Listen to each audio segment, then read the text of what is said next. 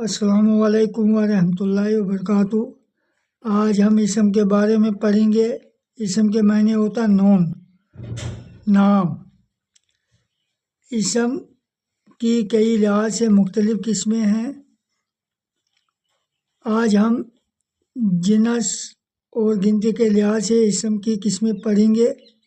جنس کے لحاظ سے اسم کی دو قسمیں ہیں، نمبر 1 مذکر، نمبر 2 مؤنث۔ اب مذکر کی تعریف: نر جنس والے اسم کو مذکر کہتے ہیں، مثلا مرد، بھائی، بکرا، مرغا، بیل وغیرہ۔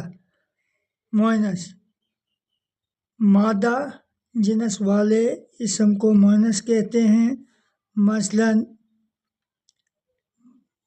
مرد سے عورت، بھائی سے بہن، بکرا سے بکری، مرغا سے مرغی، بیل سے گائے وغیرہ۔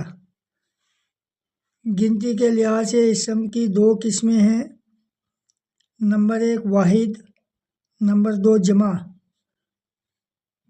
واحد وہ اسم ہے جو کسی اسم کے معنی ہوتا نام کہ صرف ایک عدد کو یعنی ایک چیز کو ظاہر کرے، مثلا مکان، استاد، کرسی، مسجد وغیرہ۔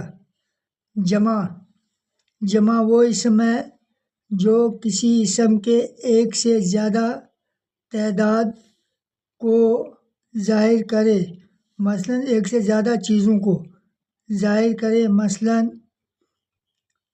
مکان، مکانات، استاد کی جمع ہے اساتذہ، کرسی کی جمع ہے کرسیاں، مسجد کی جمع ہے مساجد وغیرہ۔ شکریہ۔